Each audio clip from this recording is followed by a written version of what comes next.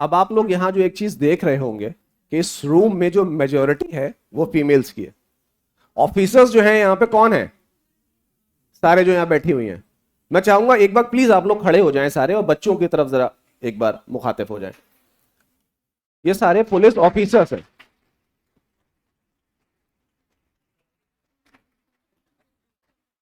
Thank you. अब ये लोग भी आपकी एज से गए होंगे, है ना? इन्हें भी किसी ना किसी से अट्रैक्शन हुआ होगा, फॉर श्योर हुआ होगा, सबको होता है, नॉर्मल प्रोसेस है। लेकिन इनके लिए करियर ज्यादा मायने रखता था, और शायद वो जो ज्यादा मायने रखता था उसके लिए जो डिवोशन था, जो पैशन था, जो उसके लिए मेहनत थी, उसी ने इन्हें यहां तक लेके आया। और हम लोग यहां सब जो बैठे हैं वो सब नीट के एग्जाम के लिए शायद प्रिपरेशन कर रहे हैं, राइट?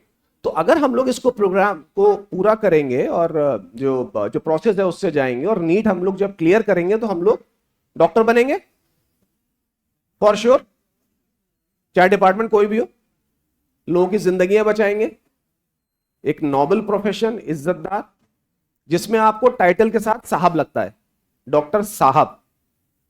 डॉक्टर कोई नहीं कहता ए डॉक्टर बात सुनो, डॉक्टर साहब बात सुनिए, इज्जत, पैसा, ठीक? एक ये है। और बीइंग एडवोकेट मैं ये बात जानता हूं, जो मेरे पास जो बच्चियां आती हैं जो एलोपमेंट का शिकार हो चुकी होती हैं, वो क्या होती हैं? जैसे कोई बच्चा भाग जाए अपने घर से किसी दोस्त के साथ में अपने, उसके बाद उसका क्या क्या होगा? कोई बताएगा मुझे क्या क्या हो सकता है? एक बच्ची 15 साल की, एक लड़का 20-22 साल का, दोनों घर से भाग गए। अब क्या क्या होगा? क्या वो डॉक्टर बन पाएंगे? उनका कोई करियर है? उनके पास कितने भी पैसे हों, लाख 2 लाख हद से हद, जो घर से लेके भाग जाते हैं बच्चे, उसके बाद क्या होगा?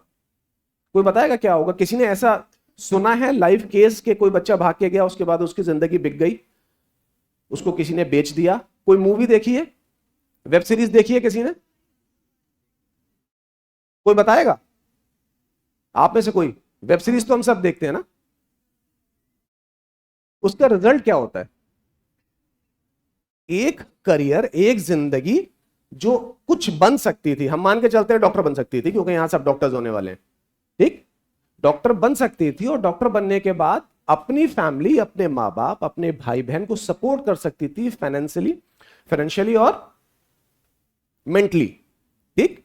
और आने वाली फैमिलीज को भी एनहांस कर सकती थी। लेकिन हुआ क्या? हुआ उसका उल्टा। और क्या हुआ? वो भाग गए। उसके बाद क्या होता है मैं आपको बताता हूं। उसके बाद क्या होता है? उसके बाद कई सारी चीजें हैं जो हो सकती हैं। पहली चीज तो आप ये समझ लें कि as per government rule, as per law, below 18 year is called minor. 18 साल से कम बच्चे क्या हैं? माइनर हैं। और माइनर की अपनी कोई कंसेंट नहीं होती। कंसेंट का मतलब क्या होता है? मर्जी नहीं होती। यह बात सही है गलत है? क्या सही कानून है? सब मानते हैं इस चीज को, क्योंकि उन्होंने जिंदगी और जमाना इतना नहीं देखा होता कि वो सही फैसले कर पाए, राइट?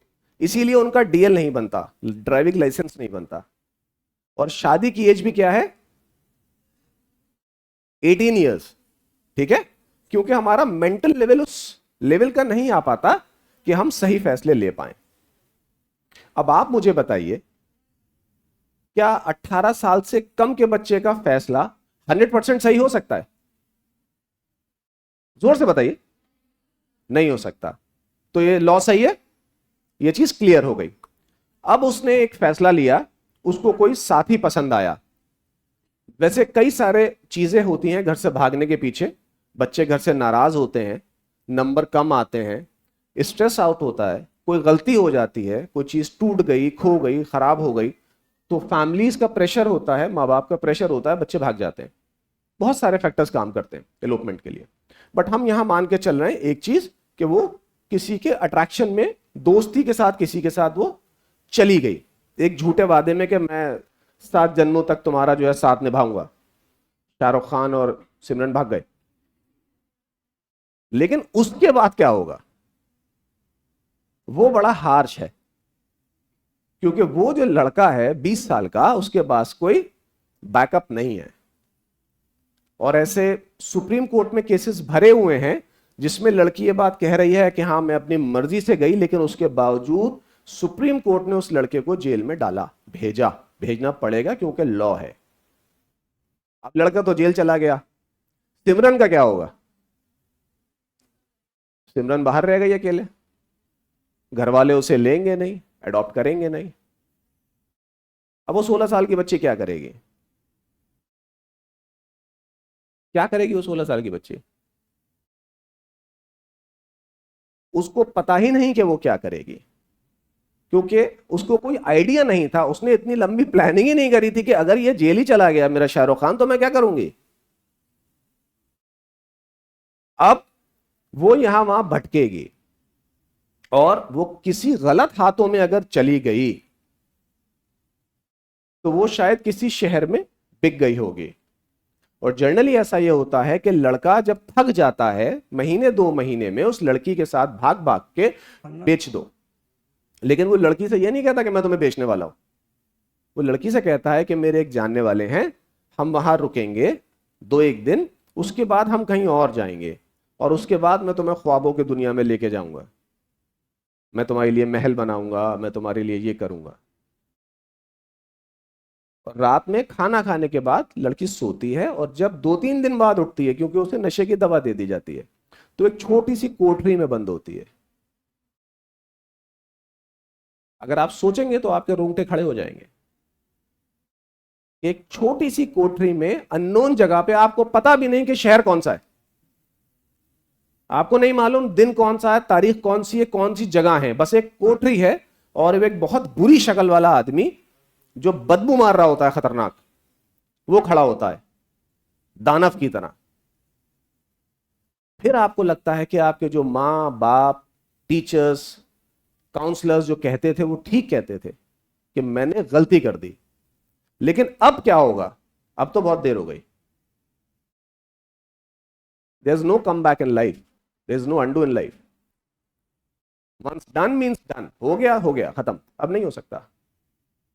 बहुत कम ऐसा होता है कि आपका नसीब साथ दे जाए और आप किसी सही हाथों में लग जाएं और वो आपको पुलिस तक ले जाए। ऐसे भी केसेस होते हैं वन स्टॉप सेंटर पे, वो भी केसेस रिपोर्ट होते हैं, हमारे पास डेटा है एक्चुअली, कि कुछ भी हो जाए, आप ये बात मान के चलो कि आपकी फैमिली, आपके घर वाले, आपके माँ बाप जिंदगी में सबसे ज्यादा आपको प्यार करते हैं। कितना ही मार कूट लें आपको, माँ बाप हैं। भाई आपके भी छोटी भाई बहन होंगे, वो भी गलती करते हैं, तो आप सब पीटते नहीं पीटते उन्हें एकदम फुल हैंड? इसका मतलब ये तो नहीं है आप उनसे प्यार नहीं करते, करते हैं ना। और आपके जो बड़े भाई बहन हैं वो आपको कूटते हैं एकदम फ्री होल्ड, इसका मतलब ये तो नहीं वो आपसे प्यार नहीं करते। जहां मोहब्बत होती है, जहां रिश्ता होता है, जहां अथॉरिटी होती है, वहां ये सब चीजें फैमिली में चलती हैं। इंडियन फैमिली में तो चलती हैं, बाहर विदेशों का नहीं मालूम, यहां तो चलती हैं। ह्यूमन राइट्स को घरों में खूब कुचला जाता है। लेकिन ये हमारी बॉन्डिंग है, ये हमारी सोसाइटी है, ये हमारी खूबसूरती है। इसीलिए हमारे यहां आज भी ज्वाइंट फैमिली जिंदा है, यूएस में नहीं है। ठीक है, तो अब हम लोग क्या मोटी मोटी बात समझे? कुछ समझ में आया किसी के? अरे बोलो भाई, कैसे डॉक्टर हो तुम लोग? कुछ डायग्नोस किया? क्या डायग्नोस किया? पहले तो हर आदमी यहां जो बैठा है, हर जो बच्ची यहां बैठी है, हर इंसान, वो अपने आप में अपने आप को एक काउंसलर बनाए। पहले खुद बिलीव करे कि ऐसी चीज नहीं होने देनी, हमें तो करनी नहीं, सवाल ही नहीं होता, हम तो कर ही नहीं सकते। पहली चीज तो यह है। दूसरी चीज, हमारे जो सर्किल में है, हमारी जो दोस्तें हैं, हमारे जो यार दोस्त हैं, जो फैमिलीज के लोग हैं, जो कजिन हैं, जो सिस्टर्स हैं, जो ब्रदर्स हैं, खाली ये बात थोड़ी लड़के ही भागती हैं, भाई लड़का भी तो होता है ना एक भागने वाला साथ में। हो सकता है वो आपका दोस्त हो, वो आपसे पूछ रहा हो कि बताओ क्या करूं, कहां जाऊं, इश्क हो गया, कहां जाऊं, क्या करूं? किताबों से करो, इल्म से करो। ये जो आज हम यहां खड़े हैं ना, 16, 17, 18 एज, खाली यही एज नहीं है, इसके बाद भी होने वाली है। विल ग्रो 20, 30, 40, 50, 60 साल तक, और ये अट्रैक्शन का प्रोसेस जिंदगी भर तक चलने वाला है। ये द एंड यहां नहीं है, ये तो हमेशा चलेगा। More you grow more you attract.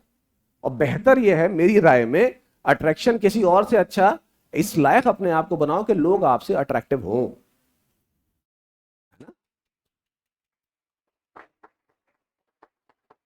इतनी बड़े डॉक्टर बनो तुम लोग और अपने आप को ऐसा प्रेजेंट करके रखो कि लोग आपको देखें और लोग आपकी तरह बनना चाहें कि मैं डॉक्टर अल्फिशा बनूंगी, डॉक्टर सुरभि बनूंगी।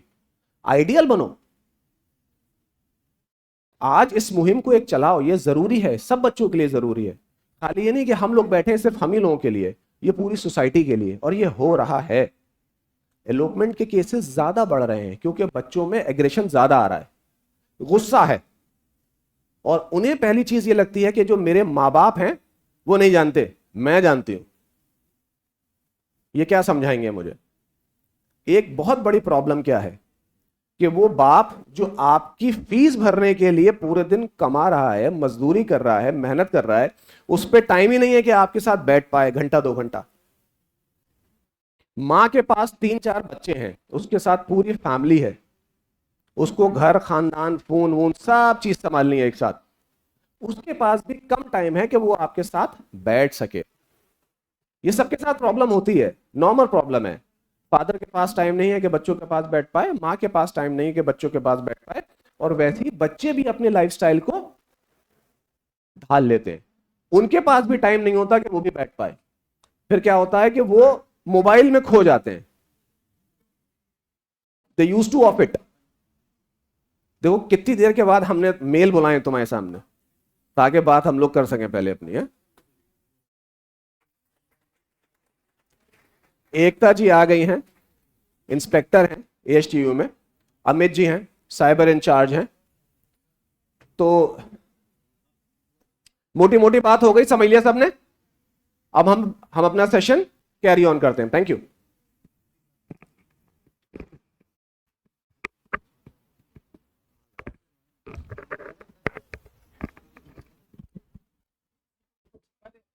अभी एसपी मैम थोड़ी देर में आ रही हैं। उससे पहले आप लोग सबको मालूम है कि आजकल साइबर क्राइम बहुत बढ़ गया है और आप लोगों के लिए साइबर क्राइम से sub inspector mister Amit Kumar sir आ गए हैं। अब वो आप लोगों को कुछ साइबर क्राइम से रिलेटेड कि कैसे उससे बचना है और कैसे अगर कभी आप पे कोई साइबर अटैक होता है तो कैसे आपको हेल्प लेना है, उसके बारे में कुछ वो बताएंगे। तो आप लोग जोरदार तालियों से स्वागत कीजिए मिस्टर अमित कुमार सर। अच्छा, बात कर रहे थे साइबर क्राइम की। अभी आप लोगों के बीच डिस्कस हुआ है शायद साइबर क्राइम के बारे में कुछ नहीं। साइबर क्राइम से डेवलपमेंट पे आएंगे। देखिए, हम बेसिकली बात करते हैं साइबर क्राइम की, लेकिन जो हमारा आज का टॉपिक है डेवलपमेंट, उसमें आजकल समस्या आ रही है कि बच्चे सोशल मीडिया से प्रभावित होकर के गलत तरीके से घर छोड़कर चले जाते हैं। उनको फ्यूचर के बारे में ये नहीं पता होता कि आप चले गए तो फ्यूचर में उनके साथ क्या होने वाला है, इन फ्यूचर उनका शोषण होने वाला है या उनको क्या क्या समस्याएं फ्यूचर में आएंगी। वो बिना सोचे समझे केवल भावुक होकर के, भावनात्मक रूप से जुड़ करके और वो अपना घर छोड़ने का फैसला ले लेते हैं, जो कि आने वाले समय में उनके लिए बहुत परेशानी का सबब बन जाता है। सोशल मीडिया के माध्यम से हम लोग जुड़ गए एक दूसरे से, लेकिन क्या हमें पता है कि सोशल मीडिया से जो व्यक्ति हमसे जुड़ा हुआ है उसका बैकग्राउंड क्या है? कभी हमने सोचा है कि हम जिससे बात कर रहे हैं उसके बैकग्राउंड के बारे में हम जानते हैं या नहीं जानते हैं? हम कभी नहीं सोचते। हमें जो दिखता है सोशल मीडिया पर उसी पे हम भरोसा कर लेते हैं। जो हमें सोशल मीडिया पर बताया जाता है, जो हमें उसी बातों पर। मैम आ गए हैं नीचे। भेज रहे हैं, पीछे आ रहे हैं, नीचे वो लेने आ रहे हैं। हाँ हाँ बिल्कुल आ गए। तो मेन मुद्दा क्या है कि हमें सोशल मीडिया पर जब हम एक दूसरे से जुड़ते हैं तो सबसे पहले क्या करना है? वेरिफिकेशन करना है। हमें वेरीफाई करना है कि जो सोशल मीडिया पर हमें चीजें दिखाई जा रही हैं, हमें परोसी जा रही हैं, हमें जिनके बारे में बताया जा रहा है, जो बढ़ा चढ़ाकर चीजें हमें बताई जा रही हैं, कि क्या वो एक्चुअल में है भी या नहीं। हमारे पास बहुत सारे केसेस आते हैं कि सर एक फॉरेनर ने हमें रिक्वेस्ट भेजी फेसबुक पर, और उसमें उसने अपना प्रोफाइल बना दिया बहुत बढ़िया सा, अच्छी पिक लगी है, और उसने बताया कि बहुत बड़ा बिजनेसमैन है, और आपको ऐसे बातों में फंसा करके बहुत सारे अच्छे अच्छे गिफ्ट भेजने के लिए वो करते हैं। फेसबुक पर आपको उसके पिक्स भेजते हैं कि ठीक है मैं आपको ये गिफ्ट भेज रहा हूं। इस माध्यम से वो सोशल मीडिया के माध्यम से साइबर क्राइम भी करते हैं, और इसी माध्यम से एलोपमेंट का शिकार भी बच्चे हो रहे हैं आजकल। इस पे दोनों पहलू हैं, पहला साइबर क्राइम और दूसरा साइबर से जुड़ करके एलोपमेंट। दोनों चीजें एक दूसरे से जुड़ी हुई हैं। तो उसमें होता क्या है, बेसिकली वो एक बहुत बढ़िया प्रोफाइल बनाते हैं, फेक प्रोफाइल, जिसमें आपको चीजें अट्रैक्टिव लगती हैं, आपको लगता है कि वास्तव में कोई फॉरेनर है और वो आपसे जुड़ रहा है। कई केसेस में क्या होता है, वो शादी का झांसा दे देते हैं, और हम यहां बैठे हैं, हमें तो कोई वेरिफिकेशन नहीं पता उनके बारे में कि वो पीछे कौन है। हो सकता है कोई आपका पड़ोसी ही ऐसा फेक प्रोफाइल क्रिएट करके और आपसे बात कर रहा हो। उसे वेरीफाई कैसे करें? तो सबसे पहले तो अगर सोशल मीडिया पर हम किसी भी अनजान व्यक्ति से जुड़ रहे हैं तो उसके लिए सबसे जरूरी चीज है वेरिफिकेशन। हमें वेरीफाई करना है कि जो सोशल मीडिया पर व्यक्ति जुड़ा हुआ है वह रियल में कोई व्यक्तित्व है भी या नहीं, या कोई फेक व्यक्ति ऐसे ही हमें बातों में फंसाने का प्रयास कर रहा है। दूसरी बात, चलिए हम प्रोफाइल को देख करके उससे जुड़ गए, लेकिन हमें बहुत जल्दी उनकी बातों पर विश्वास नहीं करना है, और खासकर जब बातें बढ़ा चढ़ाकर बताई जाती हैं, जब हमको इस प्रकार के सपने दिखाए जाते हैं तो उन पे तो हमें बिल्कुल भी यकीन नहीं करना है। एसपी क्राइम साहब का आगमन हो गया है, सभी लोग स्वागत करेंगे तालियां बजा करके, जोरदार तालियां। बैठ जाइए आप लोग। तो हमें करना है वेरीफाई कि जो व्यक्ति हमसे सोशल मीडिया से जुड़ा हुआ है कि वो फेक है या रियल व्यक्ति है, उसकी वास्तविकता क्या है। कहीं वो हमें अपनी बातों के जाल में फंसा कर कोई गलत कदम उठाने के लिए प्रेरित तो नहीं करना चाहता है। अगर हम वेरिफिकेशन कर लेंगे तो हम कभी भी जीवन में कोई भी गलत फैसला नहीं लेंगे। और जो खासकर टीनेजर्स होते हैं उनको वास्तविक जीवन की इतनी समझ नहीं होती है कि उन्हें इन फ्यूचर करना क्या है। आपको भावनात्मक रूप से वो ऐसे सपने दिखा देंगे तो आप उनके कहने मात्र से ही अपना घर छोड़ने को तैयार हो जाते हैं, जो कि बिल्कुल भी नहीं करना है। पहले वेरीफाई करिए कि जो सोशल मीडिया प्रोफाइल बना हुआ है वो प्रोफाइल के पीछे कौन है, और आपने वेरीफाई भी कर लिया। वेरीफाई करने के बाद भी आप भावनात्मक रूप से इतना मत जुड़ जाइए कि उनके कहने मात्र से ही ऐसी कंडीशन पैदा हो जाए कि आपके पेरेंट्स को शर्मिंदगी महसूस करनी पड़े। ऐसा बिल्कुल भी नहीं करना है। पहले अच्छे से वेरीफाई करिए, जांचिए, परखिए और चीजों को समझिए कि आपको फैसला क्या लेना है, क्योंकि ये फैसले आपको आपके जीवन को पूरी तरह से प्रभावित करते हैं। आपका फ्यूचर कैसा होगा वो एक छोटा सा फैसला आपके फ्यूचर उसी पे डिपेंड करता है। तो आपको बड़ी सावधानी से इन चीजों को देख करके वेरीफाई करके फैसले लेने होते हैं। जो एलोपिंग की हम बात कर रहे हैं कि हम लोग भावनात्मक रूप से जुड़ते ही, जब हम एक दूसरे से भावनात्मक रूप से जुड़ते हैं तभी जाकर के हम इतना बड़ा फैसला लेने का प्रयास करते हैं, और ये कोई छोटा फैसला नहीं है। बहुत सारे केसेस आते हैं तब तो उन्होंने जल्दबाजी में ऐसा फैसला ले लिया, लेकिन बाद में उनको बहुत परेशानी झेलनी पड़ती है। आप किसी अनजान शहर में जा रहे हैं, किसी अनजान सिटी में जाकर के आपको वहां रहने खाने की बहुत समस्याएं उत्पन्न होती हैं।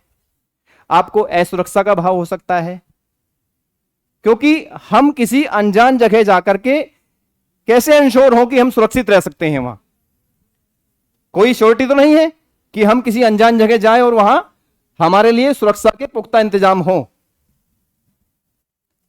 तो सोशल मीडिया पर जब भी आप किसी प्रोफाइल को देखें, प्रोफाइल से आप जुड़ें, तो वहां आपको पहली तो बात उसको वेरीफाई कर लीजिए, दूसरी बात अपने जो पर्सनल डिटेल्स हैं वो साझा ना करें।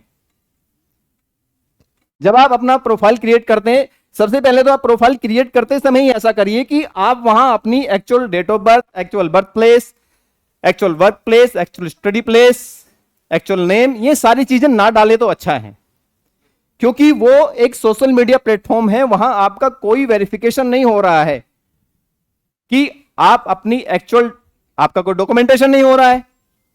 तो वहां आपको इस प्रकार की चीजों को शेयर करने से बचना है। अगर आप वहां ज्यादा से ज्यादा जानकारी शेयर करेंगे तो उससे क्या होगा, उससे कहीं ना कहीं आपको नुकसान उठाना पड़ सकता है। या तो आपकी डिटेल्स लेकर के कोई फेक प्रोफाइल बना करके आपको डिफेम कर सकता है, या जो मुद्दा आज का है उस मुद्दे की बात करके आपको बरगला करके, आपको अपनी झूठी बातों में फंसा करके वह आपको ऐसा कदम उठाने पे मजबूर कर सकता है। तो सबसे पहला काम क्या करना है, वेरिफिकेशन। क्या करेंगे, उसके बाद जब आप अपना प्रोफाइल क्रिएट कर रहे हैं, प्रोफाइल क्रिएट करते समय आपको अपनी पर्सनल जानकारी कम से कम शेयर करनी है। अपनी पर्सनल जानकारी कम से कम शेयर करनी है। और जब आप अपना प्रोफाइल क्रिएट कर रहे हैं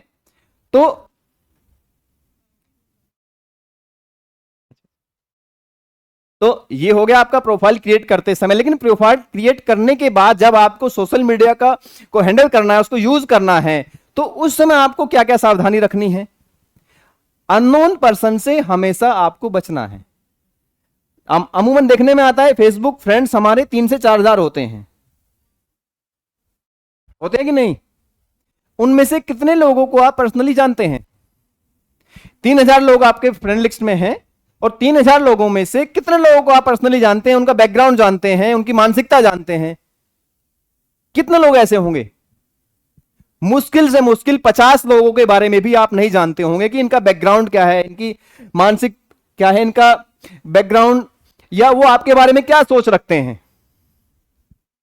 मुश्किल से 50 लोगों को आप जानते होंगे। लेकिन आपकी फ्रेंड्स जो लिस्ट है उसमें कितने लोग हैं? 3000।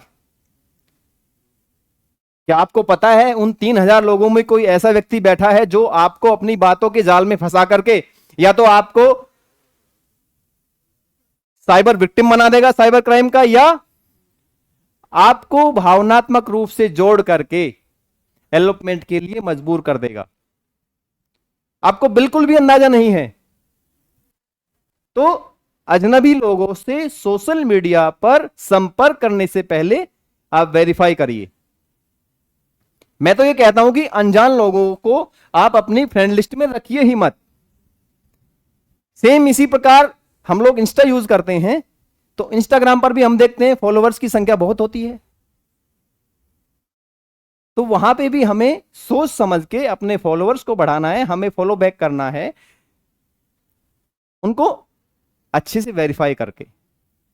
और अगर हम जुड़ गए हैं किसी से, तो वहां जो हमारा आज का मुद्दा है उसके लिए हमें सोच समझ कर ये देखना है कि जो व्यक्ति हमसे बढ़ा चढ़ा करके बातें कर रहा है तो वह हमारा फायदा उठाना चाहता है और हमें कहीं ना कहीं इस गलत कदम के लिए मजबूर करने का प्रयास कर रहा है।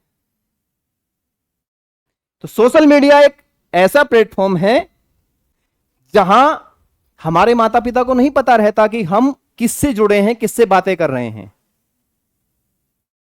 सबसे जरूरी चीज है, जब कोई इस प्रकार का कोई प्रोफाइल आपसे जुड़ जाता है तो आप, यह आवश्यक है कि अपने पेरेंट्स से खुलकर बात करें उसके बारे में, कि मम्मी या पापा को बताएं कि ये प्रोफाइल हमें इस प्रकार के मैसेज कर रहा है। क्योंकि अगर आप अपने माता पिता से भावनात्मक रूप से जुड़े हैं लेकिन आप खुल के बातें नहीं करते हैं, इन चीजों को आप जरूर डिस्कस करिए कि कोई अननोन व्यक्ति आपका अपना बनने का प्रयास कर रहा है और आपको इस प्रकार के मैसेज कर रहा है, इस प्रकार की बातों में आपको फंसाने का प्रयास कर रहा है, तो आप अपने पेरेंट्स से जरूर डिस्कस करिए इसके बारे में। कहीं ऐसा ना हो आप अकेले ही, क्योंकि आपको उतनी समझ नहीं है, हो सकता है आपको समझ हो, लेकिन आपके पेरेंट्स से ज्यादा समझ आपको कभी नहीं हो सकती, क्योंकि आपके पेरेंट्स हमेशा आपका भला चाहते हैं, वो आपके लिए अच्छा डिसीजन लेने का प्रयास करते हैं, आपको अच्छे से अच्छा काम करने के लिए प्रेरित करने का प्रयास करते हैं। तो बात सोशल मीडिया की हो या नॉर्मल जीवन की हो, हमेशा अपने पेरेंट्स से आपको डिस्कस करना है। कोई अजनबी आपसे जुड़ा है, अजनबी व्यक्ति आपको इस प्रकार की या कैसी भी आपको बातें, तो आप प्लीज घर जाकर के बातें जरूर डिस्कस करिए। आप स्कूल जाते हैं, कॉलेज जाते हैं, कि अपने पेरेंट्स को बताएं कि पापा आज हमारे यहां ऐसा हुआ, एक व्यक्ति ने हमें ऐसा कहने का प्रयास किया। तो जब तक ये चीजें डिस्कस नहीं होंगी, आपके पेरेंट्स को पता ही नहीं होगा, तो वो आपको क्या गाइड करेंगे? क्योंकि गाइडेंस बहुत जरूरी होती है। ये जीवन भर हमें गाइडेंस की जरूरत पड़ती है, जीवन के प्रत्येक पड़ाव पर हमें गाइडेंस की आवश्यकता पड़ती है। तो गाइडेंस लेने के लिए जब तक हम चीजों को शेयर नहीं करेंगे, हम बातें नहीं करेंगे, तो कैसे हमें गाइडेंस मिलेगा? तो गाइडेंस हमारे लिए बहुत जरूरी है। और गाइडेंस कब मिलेगा? जब हम चीजों को डिस्कस करेंगे, हम बातों को बताने का प्रयास करेंगे। तो अपने सामान्य जीवन में या सोशल मीडिया की, जैसे हम साइबर की बात कर रहे हैं, जो जो चीजें मैंने आपको डिस्कस की हैं, उनको आप, मुझे पूरा विश्वास है कि उन चीजों पर आप गौर करेंगे और उन्हें फॉलो करने का प्रयास करेंगे। दूसरा पहलू जो हमारा है साइबर क्राइम, ये जो मुद्दा है हमारा उससे थोड़ा हटके है साइबर क्राइम। तो आपको साइबर क्राइम हेल्पलाइन नंबर सभी को याद होना चाहिए। साइबर क्राइम हेल्पलाइन नंबर बताएंगे आप मुझे क्या है? आवाज नहीं आ रही आपकी। 1930 या 155260। दूसरी बात, आजकल एक प्रकार के केसेस हमारे पास आते हैं कि आपकी फेक प्रोफाइल बनाकर के, आपकी प्रोफाइल से पिक्स लेकर के उनको मॉर्फ करके या तो फेक प्रोफाइल बन के आपको शेयर किया जाता है या किसी डीपी पे लगा दिया जाता है। तो उसके लिए एक वेबसाइट बहुत इंपॉर्टेंट है, वो आपको नोट कर लेनी है, नोट कर लीजिए आप। अगर आपकी मॉर्फ की गई कोई फोटो किसी व्यक्ति द्वारा गलत तरीके से शेयर की जाती है किसी भी सोशल मीडिया प्लेटफॉर्म पर, तो उसको हटवाने के लिए आपको ये वेबसाइट पता होनी चाहिए। वेबसाइट का नाम है stopncii.org.in। दोबारा रिपीट कर दे रहा हूं, आप नोट कर लीजिए, stopncii.org.in। ये वेबसाइट है, इस पे जाकर के आप अपनी, इस प्रकार का जो क्राइम में इन्वॉल्व लोग होते हैं, जो फ्रॉडस्टर होते हैं, वो क्या करते हैं, आपकी प्रोफाइल या आपकी पिक को लेकर के मॉर्फ करके शेयर करने का प्रयास करते हैं। तो ये आप नोट करके रखिए, ये जीवन भर आपके काम आने वाले वेबसाइट है। क्यों? क्योंकि हो सकता है आपके किसी पड़ोसी के साथ ऐसा हो जाए या आपके किसी फैमिली मेंबर के साथ। ठीक है, ये तो हो गया साइबर क्राइम से जुड़ा हमारा टॉपिक। चीजें समझ आ रही हैं, क्लियर हो रही हैं? Any question? तो क्वेश्चन नहीं पूछ रहे तो इसका मतलब चीजें क्लियर नहीं हो रही है आपको। पिछले 10-15 मिनट से हम चीजों को डिस्कस कर रहे हैं, तो कुछ तो क्वेश्चन आना चाहिए। चलिए, वो तो चल, हम बात कर रहे हैं कि डिस्कस कर रहे हैं, क्वेश्चन नहीं पूछा, लेकिन आप श्योर हैं कि जो चीजें मैंने बताई कि उनको फॉलो करेंगे? अच्छा मुझे बताएं, एलोपमेंट क्या होता है? क्या? घर से माता पिता से बिना बताए चले जाना। ठीक है, इसे एलोपमेंट हम बोलते हैं। हाँ, तो हमारा आज का मुद्दा यही है, क्योंकि आजकल पेरेंट्स के सामने बहुत सारी परेशानी आ रही हैं और बहुत सारे बच्चे एलोपमेंट का शिकार हो रहे हैं। तो जो जो मैंने आपको टिप्स दिए हैं या जो जो बातें मैंने आपको बताई हैं, अगर आप उन बातों को भी फॉलो कर लेंगे तो आप इससे बच सकते हैं। ज्यादा समय मैं नहीं लूंगा, मेरे ख्याल से मैंने सारी चीजों को डिस्कस कर लिया है, और फिर भी अगर किसी का कोई क्वेश्चन हो तो मुझसे पूछ लीजिए। हाँ जी। सॉरी आपका नाम, सॉरी ओवरऑल सारी स्टूडेंट्स, हमारी टीम, पुलिस टीम, आप सबका वेलकम है। मैं अपना इंट्रोडक्शन दूंगी। मैं इंस्पेक्टर एकता सिंह, एसटी थाना इंचार्ज हूँ मैं, एंड ऑपरेशन जागृति को भी मैम के द्वारा मुझे ऑपरेशन का मौका दिया गया है। आई एम वेरी थैंक्सफुल कि आप लोगों के बीच में मुझे आने का मौका मिला। देखिए, मैं जिस टॉपिक पे आप लोग को फोकस करूंगी, जिसमें मैं हाईलाइट करूंगी, वो है इलॉपमेंट। तो ये मैं स्टार्टिंग से बताऊं कि व्हाट इज इलॉपमेंट, तो इसका मैम, हमारी एडीजी मैम है अनुपम कुलश्रेष्ठ मैम, श्रीमती अनुपम कुलश्रेष्ठ मैम है, उनके द्वारा ये ऑपरेशन जागृति कार्यक्रम चलाया गया है। ये ऑपरेशन जागृति का मैं अगर डिटेल में अगर आपको ब्रीफ करूं तो इसके 4 फेज हो चुके हैं, एंड ये वाला 5.0 5वां फेज है। तो जो 4 हमारे फेज हो चुके हैं, उसमें 8 लाख बच्चों को हमारे द्वारा अवेयर किया गया है। तो जो हम आज आपके सामने जो प्रोग्राम कर रहे हैं वो है अवेयरनेस प्रोग्राम। ओके, अवेयरनेस इसलिए कि जो हमारे पास केसेस आ रहे हैं तो उसमें एक सोल्यूशन यही निकला है कि हम उन प्रॉब्लम्स को क्राइम के साथ साथ अवेयर करेंगे, बच्चों को बताएंगे कि आप जो कर रहे हो, एंड जो सोसाइटी में जो चीज चल रही है वो हमने देखा कि वो अवेयरनेस से ही काफी कंट्रोल हो रहा है। तो इसलिए एटीजी मैम द्वारा ये डिसीजन लिया गया कि हम इस तरह की भी एक पहल करें जिससे हम police and public and student friendly हो सके। थोड़ा फ्रेंडली बिहेवियर अगर हम लोग रखेंगे तो जो हेजिटेशन है, जैसे मैं आज आप लोग के बीच में आई हूँ, तो आप लोग मेरे से अगर फर्स्ट टाइम मिलोगे तो हेजिटेट हो बिकॉज मैं आपको नहीं जानती है, एंड अदरवाइज अगर मैं आपको कहीं भी मिलूंगी तो आप ये बोलोगे कि हाँ मैम आप आए थे, मेरे कॉलेज में आए थे, आप मेरे कोचिंग सेंटर में, एकेडमी में आए थे, तो आप उससे क्या आपका हेजिटेशन खत्म हो गया और हमारे बीच में जो लैक ऑफ कम्युनिकेशन है वो भी हमारा खत्म हुआ। तो ये एडीजी मैम द्वारा चलाया गया है। इसमें 4 फेज हो चुके हैं।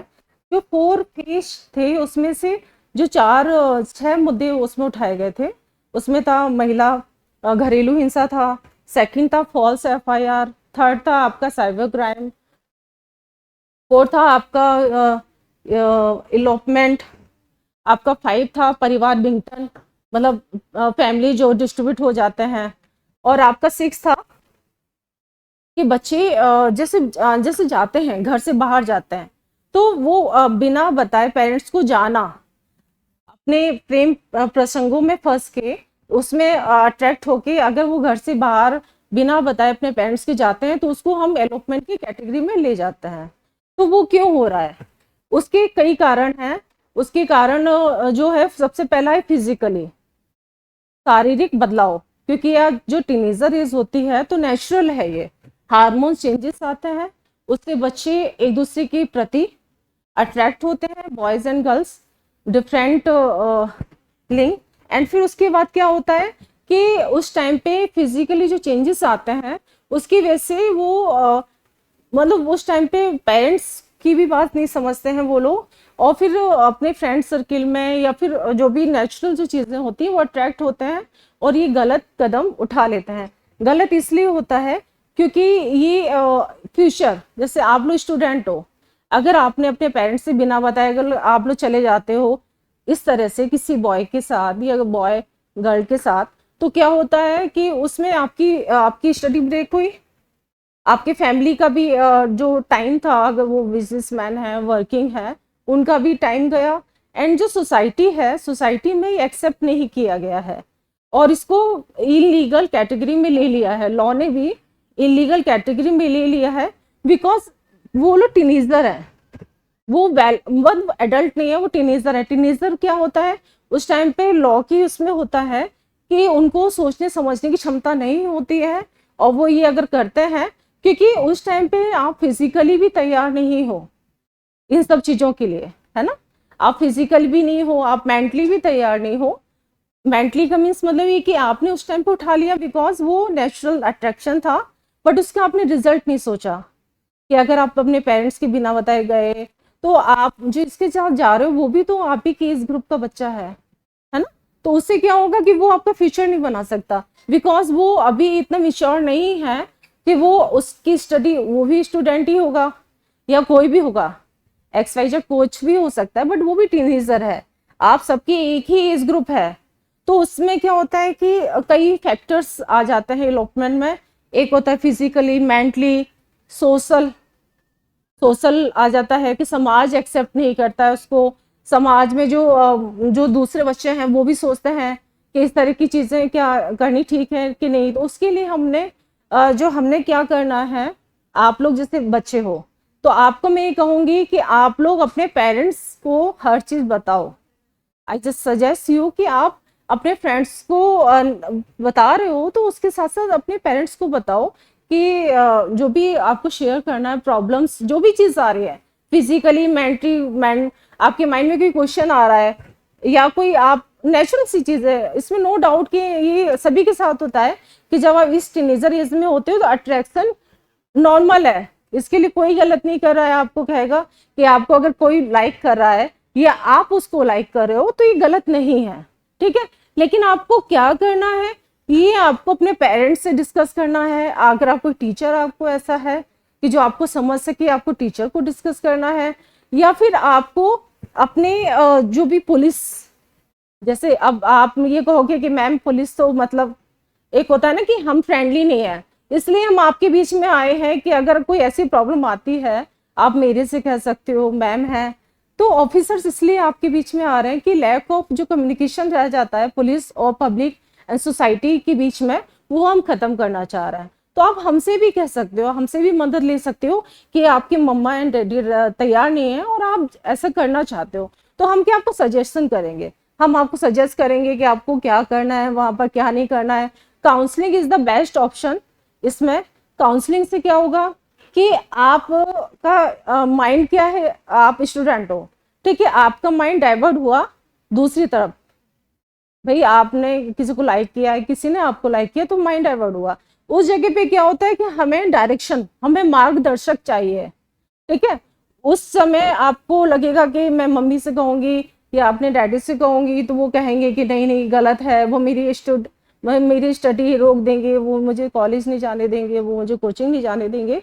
तो वहां पर आप क्या कर सकते हो, वहां अपने टीचर से शेयर कर सकते हो। आप अगर आपको टीचर भी कोई नहीं लगता तो आप पुलिस से शेयर कर सकते हो। अभी मिशन शक्ति, ऑपरेशन जागृति को मिशन शक्ति में ही मर्ज कर दिया गया है। ऑपरेशन जागृति की जो फेज चल रहा है 5वां, इससे पहले मिशन शक्ति का फेज चला था 5। उसमें क्या था कि जो हमारे थाने हैं, आप लोगों ने थाने देखे हैं क्या, थाने देखे आप लोगों ने, वहां पर क्या है अलग से एक रूम बना दिया है, फीमेल ऑफिसर्स रहती हैं वहां पर, और उसको मिशन शक्ति केंद्र का नाम दिया गया है।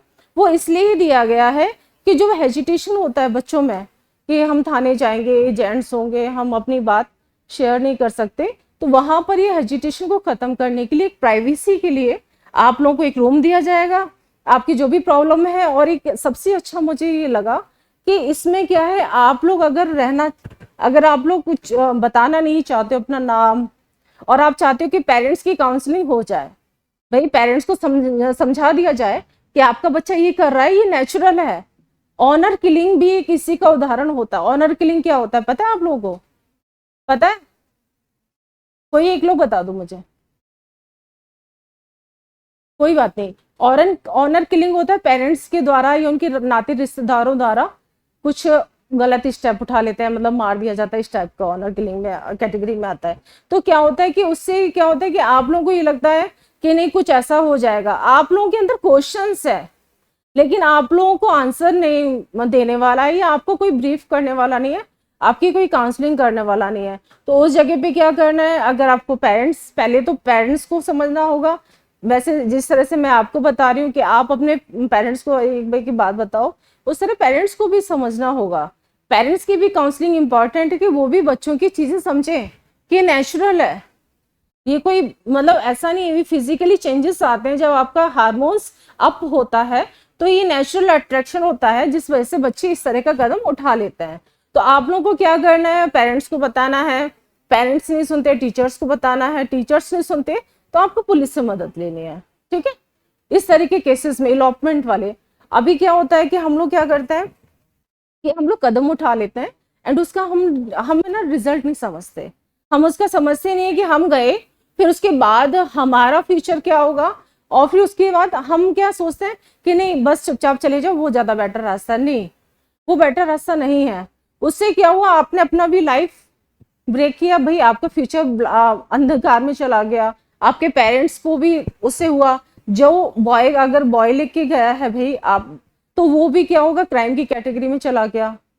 एंड जो गर्ल गई है वो भी, जब केस होगा फिर उसके बाद क्या होगा कि फिर उसके स्टेटमेंट होंगे, तो उसका क्या स्टडी तो ब्रेक हो गई, उसका जो लाइफ है किस में चला गया, वो बिल्कुल ट्रैक चेंज हो गया, उसका चला गया लॉ में, इलीगल उसमें चला गया, है ना।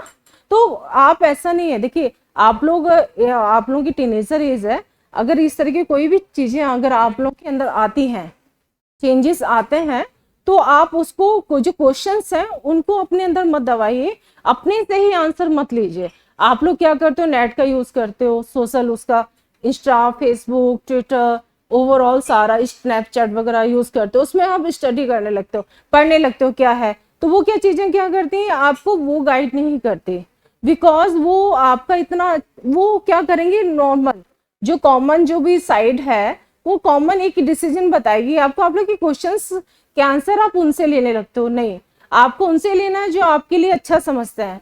इस टाइम पे क्या होता है कि आप लोगों को लगता है कि नहीं, पेरेंट्स हमारे दुश्मन है, हम जो करना चाहते हैं हम करेंगे, पेरेंट्स जो कह रहे हैं हमें नहीं मानना है उनका, ऐसा नहीं है। केवल प्रॉब्लम हमारी क्या होती है ना, जो इंडियंस हैं, हम लोग हैं, हम लोग के क्या होता है कि हम लोग कि बच्चा बड़ा हो गया तो पेरेंट्स सोचते हैं क्यों नहीं उनसे बात कम करो, उनको डिस्टेंस मेंटेन रखने दो। नहीं, ऐसा नहीं करना है, जितना बच्चा बड़ा होता है उतना ही फ्रेंडली होना चाहिए। जैसे आप स्टूडेंट हो, आपके पेरेंट्स नहीं हैं, तो पेरेंट्स की काउंसलिंग भी इस तरह से की जाती है।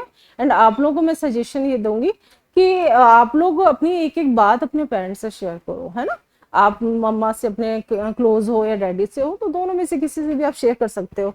उससे क्या होगा ना कि आपकी जो चीजें हैं, आपकी एक तो आपका फ्यूचर, भाई आप अपना फ्यूचर पे फोकस करो, अपनी स्टडी पे फोकस करो, और इस तरह की चीजों से थोड़ा सा दूर रहो, क्योंकि इलीगल है, ठीक है, लॉ की कैटेगरी में इलीगल है। और साइबर क्राइम के बारे में तो अमित ने बता ही दिया आपको कि किस तरह से उसके साइड इफेक्ट, देखिए बेनिफिट के साथ साथ कोई लॉस भी होता है, उसी तरह से कोई अगर आप चीज अच्छी कर रहे हो तो उसके साथ गलत चीजें भी जुड़ी होती हैं। लेकिन डिसीजन हमें लेना है कि हमें सही रास्ता चूज करना है या फिर हमें गलत रास्ता चूज करना है। तो इस तरह से जैसे आप ये देख रहे हो, स्टैंडी देख रहे हो, तो इसमें हेल्पलाइन नंबर है, ठीक है। तो ये हेल्पलाइन नंबर आप लोगों को बिल्कुल याद होनी चाहिए। एंड इसका क्या क्या अलग अलग यूज है वो आप लोगों को पता है, जिसमें लिखा ही हुआ है, हिंदी में लिखा हुआ है, ये आपको सब पता है कि, लेकिन आपको याद होना चाहिए कि किस सिचुएशन में कौन सा हेल्पलाइन नंबर हमें यूज करना है ना। अब आप लोग है ना, जैसे 1098 है, ठीक है, जैसे मैं एसटी थाना देखती हूँ तो वहां पर क्या छोटे बच्चों के केसेस बहुत आते हैं कि बच्चे अपने पेरेंट्स से दूर हो गए या बिना बताए घर से चले गए, एंड फिर वो चाइल्ड लाइन के पास जाते हैं, फिर वो हमें इन्फॉर्म करते हैं, फिर हम उस पर काम करते हैं और फिर उनको पेरेंट्स को मिलाते हैं जो बच्चे चले आए हैं अपने घर से। तो इस तरह के जो नंबर्स होते हैं ना, आप अपने लिए नहीं, आप दूसरों की हेल्प के लिए भी यूज कर सकते हो, है ना। आप लोग तो भाई, आप लोग अगर कोई बच्चा आपको मिला, आप लोग बड़े हो, तो आप लोग पूछो उससे कि बेटा आप कहाँ से आए हो, फिर आप ये नंबर्स हैं उनमें कॉल कर सकते हो।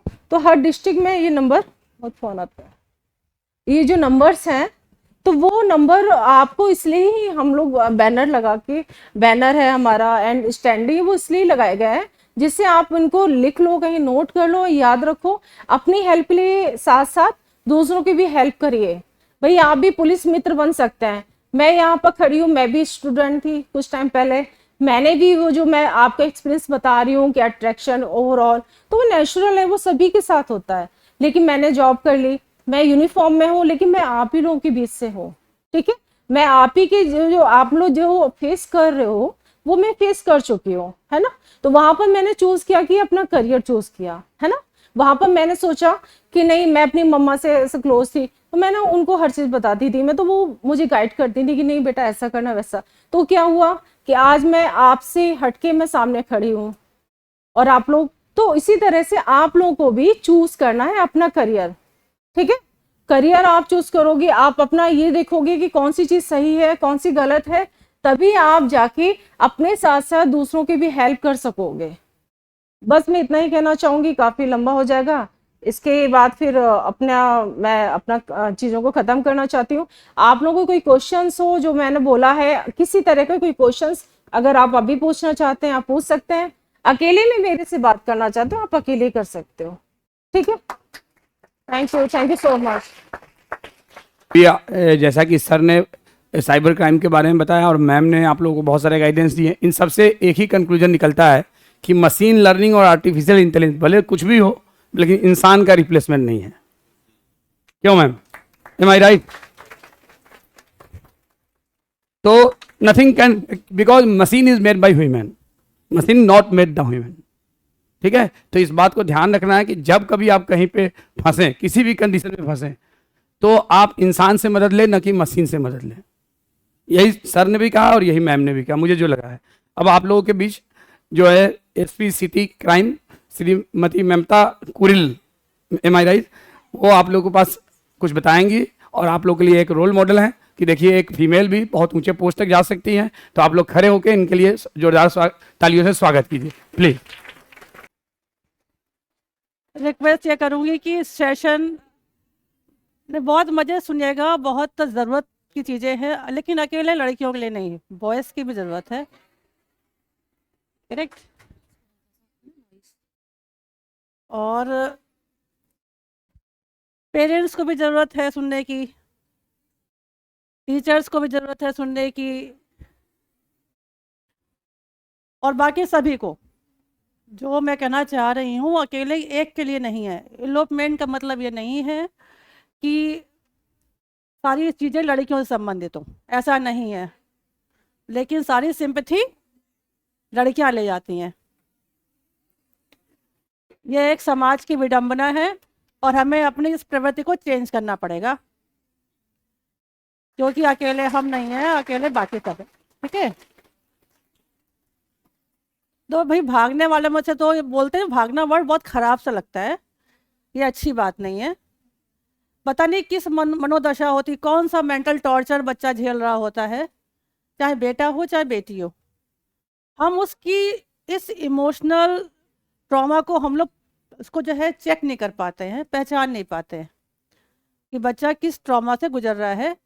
तो बेटा बेटी दोनों फेस होता है, दोनों का ही है, दोनों ही जाते हैं घर से और दोनों ही इस ट्रॉमा का शिकार होते हैं। वो इमोशनल ट्रॉमा, वो मेंटल वीकनेस, जो वीकनेस होती है, जो बच्चे को वो डिसीज़न लेने के लिए आमदा बच्चे हो जाते हैं, वो उस वीकनेस के टाइम पे अगर प्रॉपर गाइडेंस मिल जाए तो शायद ये केसेस हमारे कम होंगे। हमें एक पर्टिकुलर जो है इलोपमेंट को टॉपिक को ले करके आपके पास आना पड़ा, वो नहीं आना पड़ता।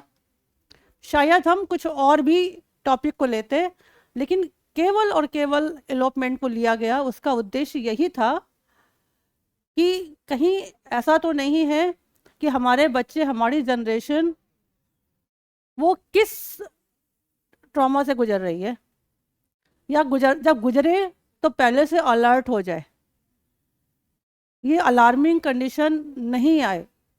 जो अलार्मिंग कंडीशन आती है और बच्चे डिसीजन लेते हैं, वो डिसीजन कितना परसेंटेज सही है, इम्पोर्टेंट ये है। एम आई राइट? अच्छा, मुझे ये बताइए कि ये इस टाइम में लिए गए डिसीजन ये हमारी लाइफ के लिए बहुत ब्राइट होते हैं? कोई भी अगर एक एग्जाम्पल बता दे कि हमें कि इस टाइम में लिए गए डिसीजन हमारे बहुत अच्छे होते हैं, क्या ये एज हमारी डिसीजन लेने के लिए है? तो जब हमें ये बात पता है कि डिसीजन लेने की हमारी ये एज नहीं है, और जिस काम के लिए ये एज है, क्या हम उसमें ऑनेस्टी के साथ काम कर रहे हैं? हमें अपने आप से क्वेश्चन करना है, हमें या किसी से ये नहीं करना है कि ये क्वेश्चन जो है कोई और हो, किसी का नहीं। हमें अपने आप से करना है, क्या हम अपने भविष्य के साथ खिलवाड़ कर रहे हैं? क्या हमने अपने लाइफ के साथ जस्टिस करने जा रहे हैं? तो जब ये इंडिविजुअल, जब हम अपने पेरेंट्स की बात नहीं मानते, मैं भी नहीं मानती थी कभी कभी, सब नहीं मानते, मेरी बेटी भी नहीं मानती, कभी कभी पढ़ती है वो, लेकिन मुझे उसको वो बात जब बोलती मैं नहीं मानूंगी, तो मुझे उसको बताना पड़ता है, क्यों नहीं मानोगी? नहीं, कारण, तो बच्चों को लॉजिक चाहिए ना। अगर आपके क्वेश्चंस का आंसर आपको नहीं मिल पाएगा, जो क्वेरी है, जो क्वेश्चंस है, आप इसका आंसर आप उस अननोन पर्सन से लोगे जिनको आप नहीं जानते। लेकिन आपने, अगर उस अननोन पर्सन ने आपका उस क्वेश्चन का आंसर दे दिया, तो आपका ट्रस्ट बढ़ जाएगा उसकी ओर।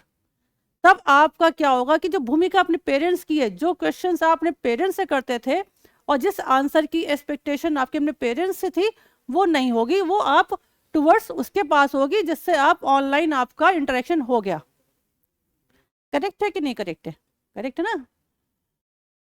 तो लेकिन ये बताइए कि जिसने आपको आंसर दिया और जिसने आपकी बातों का, आपके क्वेश्चंस का समाधान देने के बाद आप उसे सेटिस्फाई हुए हो, क्या वो भी बंदा जो है आपकी लाइफ को डिसीजन देने के लिए उतना जो है कंसर्न है, उतना ऑनेस्ट है जितना पेरेंट्स ऑनेस्ट होते हैं? तो क्या हम, जब पेरेंट्स की ऐसा कोई ऑनेस्ट अगर मिला है तो बता दे। अगर मिल भी गया है, मैं नहीं कहती कि गलत है, अगर मिलता भी है तो कोई बुराई नहीं है, लेकिन उसकी भी एज लगभग आपके जैसी है, उसका आईक्यू, इसका मेंटल लेवल उसका लगभग आपके जैसा है, उसने भी लाइफ अपने आप से हो सकता है आपके 4-5 साल ज़्यादा देखी हो सकता है कम देखी हो, कोई भी हो सकता है। तो ऐसी कंडीशन में आप अपने आप को एक टूल क्यों बना लेते हो, जब आपको अपनी लाइफ को या तो ब्राइट करना नहीं सोच रहे हो, हमें डार्क में जाना है, अंधकार में जाना है, तो कोई बच्चा नहीं चाहेगा कि हम वो डार्क फेस अपनी लाइफ में देखें, लेकिन उस वक्त हम नहीं सोच पाते। अभी एक मैटर आया, अभी 1-2 दिन की पहले की बात है, एक 15 इयर्स ओल्ड बच्ची थी, वो फ्रिक्वेंटली घर से चली आती थी, तो मुझसे मिली, उसको चंडीगढ़ से लेके आया गया, चंडीगढ़ के हॉस्टल में मिली आकर के, तो चंडीगढ़ से लेके आया गया। तो भैया मालूम पड़ा कि उस बच्चे से जब बात किया, परसों की बात है, तो बोले कि हाँ 2 बार पहले भी जा चुकी हूँ, इस बार चंडीगढ़ में जाकर किसी ने बरामद किया, वो चंडीगढ़ के एक हॉस्टल में रह रही थी बच्ची। मैंने पूछा अब ये बताओ अच्छा लगता है क्या? अगर अच्छा लगता है तो बताओ, तो फिर हम लोग भी मोटिवेट करें कि आराम से जाइए, घर से बार बार निकलिए, पेरेंट्स क्यों परेशान हो रहे हैं? तो उसने बोला कि हमने क्यों चली गई थी? उसने बोला कि नहीं, बहुत काम करवाते हैं पेरेंट्स। बहुत इनोसेंट आंसर था उसका, मैं उस बच्चे को गलत नहीं बोलूँगी, बहुत इनोसेंट आंसर था उसका कि पेरेंट्स मुझसे बहुत काम करवाते हैं। तो चांस की बात थी कि उसी वक्त जो बच्चे से मैं बात कर रही थी, तो एक महिला खड़ी थी, उसके पास 8-9 महीने का बच्चा होगा, वो गोद में लिए खड़ी थी।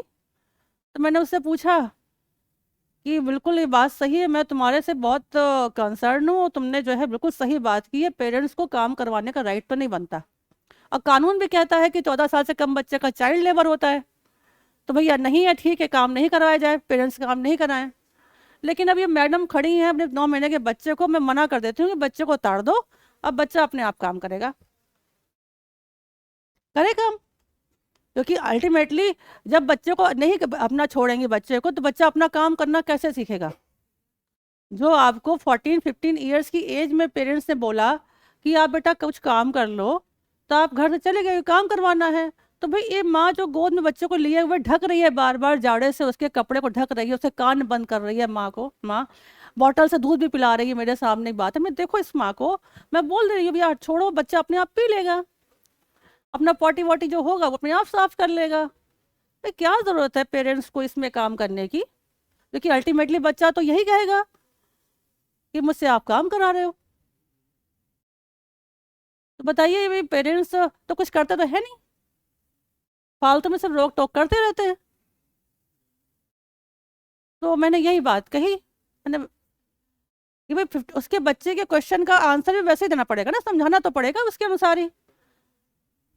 तो ये चीज केवल एक ये ग्राउंड था कि काम करवा रहे, लेकिन उस बच्चे को ये नहीं पता था कि इसके बाद अब क्या होगा। हमने यहाँ से अब तुम कहाँ जाओगी, पेरेंट्स के पास तो नहीं जाएंगे, नहीं अभी भी जाने को मना नहीं कर रही थी, तो उसको हम लोगों ने मथुरा नारी संरक्षण गृह में भेज दिया।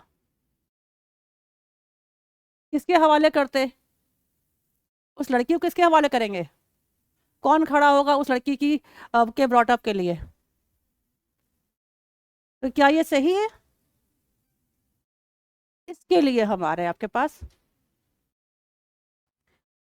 दूसरा, जो हम लोग का ये जो डिजिटल प्लेटफॉर्म है, आज मैं बात भी कर रही हूँ, हमें हो सकता है कि यहाँ से एक टेलीकास्ट चल रहा है, अगर बहुत लोग सुनेंगे, रिकॉर्डिंग भी हो रही है, बहुत लोग सुनेंगे, और हो सकता है ये मैसेज बहुत लोगों के पास जाए।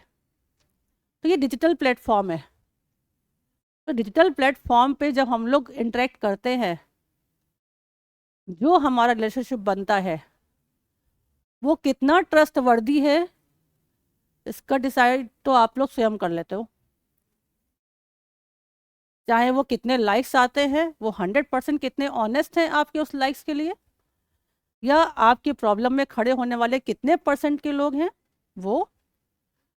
ये मोटिवेशन, इमोशनल सपोर्ट, आपकी जो इमोशनल जब वीकनेस जब आती है, जो आप किसी से शेयर करते हो, इमोशनल सपोर्ट आपको मिलता है, वो इमोशनल सपोर्ट जो है वो कितना आपके लिए बहुत तो ज़्यादा कंसर्न होने वाला है, ये डिसीजन आपको नहीं पता होता, क्योंकि वो एक छोटे मोमेंट होते हैं जिस मोमेंट में आपको होता नहीं है कि एक जरा सा हमारा कुछ प्रॉब्लम आया, डॉक्टर के पास गए, तो डॉक्टर पास नहीं जाएंगे, हमने पेन किलर लिया और खा लिया और रिलैक्स मिल गया, दर्द में आराम मिल गया, साइड इफेक्ट खत्म हो गया। उस तरह का एक इमोशनल हमें जो है सपोर्ट मिलता है, हम विश्वास कर जाते हैं। ये चीज़ें इलोपमेंट को बढ़ा रही हैं, क्योंकि वो विश्वास जो हमने अपने घर से जो है लैक ऑफ कम्युनिकेशन जो बताया हमारे और लोगों ने, लैक ऑफ कम्युनिकेशन के कारण से जो विश्वास हमारे पेरेंट्स में, फैमिली में कम हुआ, वो कहीं और बढ़ गया। जो कमी थी हमारे लाइफ में, हमारे फैमिली में जो आपको फील होता है, कमी फील होती है, वो कहीं और से उसकी जो है सप्लीमेंट्स मिल गया। वो सप्लीमेंट मिलने के कारण से क्या हुआ, लाइफ का वो कुछ जो चीज़ें थी वो पूरी होने लगी, वो इलोपमेंट को बढ़ाती हैं। हमारे पास जब घटनाओं के हम लोग देखते हैं, जब पर डे समीक्षा करते हैं, जब तो पर डे समीक्षा करने में इलोपमेंट के केसेस इतने ज़्यादा आते हैं, तब दुख इस बात का होता है क्योंकि वो एक भावुक क्षण में वो डिसीजन लिए गए। ये बताओ, एक क्वेश्चन, जिस पार्टनर ने ये बोला कि हम लोग चलेंगे लेकिन पैसा नहीं है, पैसों का बंदोबस्त कर लो, तो चूंकि लड़कियां ज़्यादा इमोशनली बहुत ज़्यादा अटैच हो जाती हैं, तो फिर क्या होता है कि ठीक है हम बंदोबस्त करेंगे, और अपने घर से जेवर और पैसा ले लिया। ये तो राइट नहीं बनता है कि फादर का जेवर और मदर का जो है, मदर का जेवर फादर का पैसा ले लिया। भाई ये बच्चे क्यों कर लेते हैं? आपका पार्टनर अगर ऑनेस्ट होगा तो कभी भी ऐसा नहीं कहेगा, नंबर एक बात। दूसरी बात ये, अगर आप इस बात में ये डिसाइड कर लो कि अल्टीमेटली हमें एक साथ होना है, तो मैं भी स्ट्रांग बनूं, अपने पैरों पर खड़ी हूँ, और तुम भी अपने पैरों पर खड़े हो और स्ट्रांग बनो, ताकि हम इस सोसाइटी को फेस कर सकें। वो डिसीजन कभी गलत नहीं होता, आपके पेरेंट्स भी एक्सेप्ट करेंगे। कभी सोचा है कि पेरेंट्स क्यों नहीं एक्सेप्ट करते? उसका रीज़न यही है कि वो मेरी बच्चा, मेरे बेटी, मेरा जो भी है, उसका बेटा जो भी है, वो कमज़ोर ना बने। मेरी सारी प्रॉपर्टी मेरे बेटे की है, कोई मिसयूज़ ना हो, मेरा बेटा उसको यूज़ करके उसको बढ़ाए आगे, तो क्या बुरा है? केवल ये है कि वो उम्र आपकी अपने पैरों पर खड़े होने के लिए पढ़ने की है। सबको बहुत होता है, सबको लगता है, लेकिन हम अगर अपना करियर बना लेते हैं तो डिसीजन लेने में कोई भी प्रॉब्लम नहीं आती। कल की अगर कोई घटना देखेगा, पढ़ेगा तो पढ़ ले। लखनऊ में जो अभी घटना हुई, एक रिटायर्ड ऑफिसर है, सब इंस्पेक्टर, उन्होंने जो बताया था एकता ने ऑनर किलिंग का, उसका यही था कि लड़की जो थी अपने दोस्त से बहुत लगाव था उसका, और घर वालों को ये एक्सेप्ट नहीं था कि वो सोशल इंसल्ट हो रही है, उसकी सामाजिक बेइज्जती हो रही है। क्योंकि हम लोग इज्जत से जोड़े थे लड़कियों को, लड़कों को तो कोई इज्जत होती नहीं है, कहा जाता है लड़कियों की इज्जत सारी है। तो हमने वो इज्जत जोड़ी लड़की से, तो वो सामाजिक बेइज्जती में लड़की क्यों मरे? ये किसी को राइट नहीं मिला है कि लड़की को इज्जत से जोड़ दिया गया और वो मरने के लिए उसको रखा गया। ये किसी के पास कोई राइट नहीं है। लड़की ने 2 दिन पहले अपने दोस्त को बोला कि मुझे मार देंगे और मेरी जान खतरे में है, मुझे बचा लो। अपना वीडियो बना के भेजा। घर वालों मना करते रहे, नहीं माने, तो लड़की ने कहा मुझे मार दो। माँ ने पैर पकड़े, पिता ने गला घोट दिया। भाई को बुलाया, भाई ने उसकी डेड बॉडी कार पे रखी, मामा के घर ले गए। मामा मामी सब मिल करके उसको यमुना में फेंक दिया। क्या हम इसके लिए पैदा हुए? ये राइट ना आपको है और ना ही पेरेंट्स को है। ये चीज़ें सही नहीं है। हो सकता था वो बहुत बड़ी ऑफिसर बनती, हो सकता था बहुत बड़ी राइटर बनती, हो सकता वो साइंटिस्ट बनती, हो सकता है कि वो उन ऊंचाइयों को छूती। तो हमने अपना एक भविष्य का एक स्टार खत्म कर दिया ना, कम कर दिया। ये किसी को राइट नहीं था, सब जेल चले गए। इसलिए ये अवेयरनेस प्रोग्राम किए जाते हैं कि ये अवेयरनेस प्रोग्राम क्यों है। अब सेकंड बात, एक बच्ची, ये सब चीज़ें ये अभी 2 दिन पहले की बात है। 16 ईयर्स एज में घर से चले गए, लड़का भी 17 ईयर्स था। दोनों ने कहा हम कमाएंगे, कोई नौकरी नहीं दे रहा, कभी छोटे हो, दोनों घर से चले गए। तो कभी यहाँ नौकरी नहीं मिलेगा तो कहीं और चले जाते हैं, तो दूसरे स्टेट चले गए, वहाँ भी उनको कोई नौकरी नहीं दे रहा। तो अब पैसा कम पड़ गया, अब खाएंगे पिएंगे कैसा? फिर वो चले गए, चूंकि अब साथ साथ रहना है, साथ साथ जीने मरने की कसम खाई है, तो फिर चलते रहेंगे, हम साथ रहेंगे। अंत में चले गए दक्षिण भारत। वहाँ जा कर के ढूंढते ढूंढते पेरेंट्स से पहुँच गए लड़की के कि मेरे बच्चे तो छोटे ही हैं, दोनों बच्चे छोटे हैं, खाना खाएंगे पिएंगे कैसे? और मुकदमा यहाँ लिखा।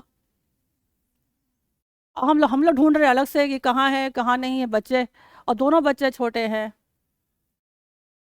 फिर जा कर के मालूम पड़ा कि लड़की प्रेग्नेंट हो गई। अब अपना भी हम गुजारा नहीं कर पा रहे हैं, अब वो प्रेगनेंसी आ गई, अब बच्चा जो है वो एनीमिक हो गई लड़की। तब तक माँ ने जो है ढूंढ लिया। ढूंढने के बाद बच्ची को सहारा दिया, बच्चे को सहारा दिया। आज उसकी 6 महीने की बच्ची है और 17.5 साल उम्र है।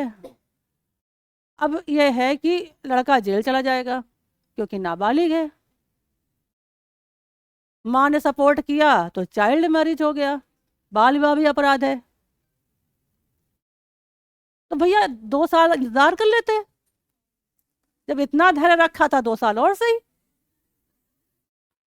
भाई इतनी कष्ट झेलने की लाइफ तो नहीं है भैया, इतना कष्ट झेलना जरूरी है अपनी लाइफ में? इतना परेशानियां क्यों भाई? इतनी परेशानी भाई, हम लोग कहीं भी जाएंगे अपना पेट तो ले जाएंगे साथ में, भूख तो लगेगी, प्यास लगेगी। सर्दी है तो एक ठिकाना चाहिए, गर्मी है तो पानी हवा चाहिए, बरसात है तो भीगे ना, भीग गए तो कपड़े चेंज करेंगे तो पैसे कहाँ से आएंगे नए कपड़े खरीदे? उसका भी सोच लेना चाहिए। तो पैरों पे खड़े हो जाओ, कितना भी जाना है जाओ, कोई दिक्कत नहीं। पेरेंट्स बोलेंगे चलो तुम भी चलो, हम भी चलते साथ में, तुम्हारे जहाँ जहाँ चलोगे हम भी चलेंगे साथ में। ये है कॉन्फिडेंस। आपको अपने ऊपर कॉन्फिडेंस रखना चाहिए कि मैं, और अपने पार्टनर को भी बोलो, कोई भी हो आपका पार्टनर, आपकी जिम्मेदारी बनती है कि ना हम अपने भविष्य का खिलवाड़ होने देंगे, ना ही अपने पार्टनर का होने देंगे। तब तो रिश्ते में तो कामयाबी है, कोई भी रिश्ता हो। नहीं तो आप भी उतने ही, हम बोलते हैं इलिटरेसी, हम भी उतने ही जो है समझदार नहीं है, वो भी समझदार नहीं है। जब दो समझदार नहीं मिलेंगे तब क्या होगा? तो निर्णय गलत होगा ना। तो अब आपको समझ आना चाहिए कि निर्णय क्यों गलत होते हैं। अच्छा, कभी कभी क्या होता है, जब बच्चे मिल जाते हैं तो बच्चे जो है वो 5-6 दिन, 1 हफ्ते बाद, 10 दिन के बाद मिले या 1 महीने बाद मिले, तो 1 महीने दोनों लड़का लड़की आपस में बिताए होते हैं, तो उसको अपने पार्टनर का ही मालूम पड़ जाता है। बीच में क्या होता है, पार्टनर छोड़ के चले जाते हैं क्योंकि इच्छा पूरी हो जाती है। लड़की अकेली हो जाती है, या तो लड़की बिक जाएगी, ह्यूमन ट्रैफिकिंग हो जाएगी, या कहीं मर गई है, कहीं उसका ऑर्गन उसके बिक गए। अगर बच्ची खुची लड़की मिल जाती है, बरामद हो जाती है, तो क्या होता है, तब उसको पता होता है कि इस लड़के ने धोखा दिया है, तब उसके खिलाफ बयान देती है।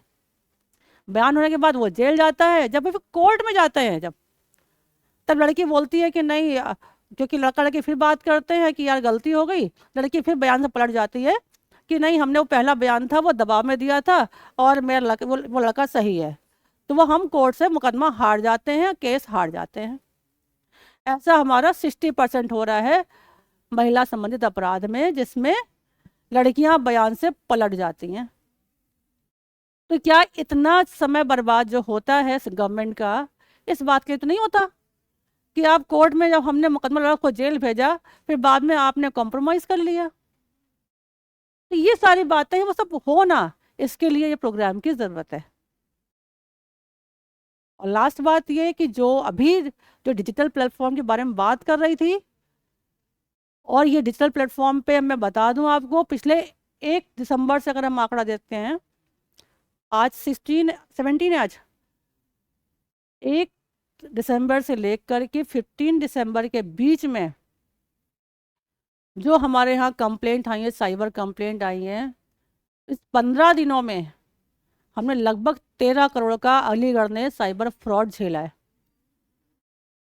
13 करोड़ रुपए का साइबर फ्रॉड हुआ, और इसका 40% देखोगे उसमें से तो महिलाओं के साथ में, उनके साथ में साइबर क्राइम हुआ, चाहे वो सोशल मीडिया से हो, चाहे उनकी चाइल्ड पोर्नोग्राफी से उनकी वीडियो जो लीक हुई हो उसके खिलाफ, या फिर उनका सेक्सटॉर्शन के खिलाफ, या उनकी जो है फोटोग्राफ मॉफ की गई हो, उसमें से 30 से 40% उसका रेशियो है, ये पिछले 15 दिन का। तो ये हम कहाँ जा रहे हैं, ये सोचने की ज़रूरत है।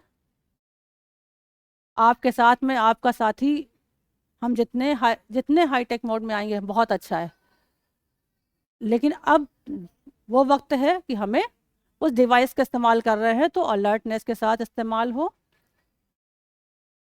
आज हमने जो इस सेशन कराया था, तो हमने नदीम साहब बैठे हैं सामने, इनसे जब डिस्कस हुआ कि कोचिंग क्लासेस में होगा, और तो हमने यही कहा कि जो बच्चे पढ़ रहे हैं इनके साथ में हम लोग कुछ क्वेश्चन आयर जो है शेयर करेंगे।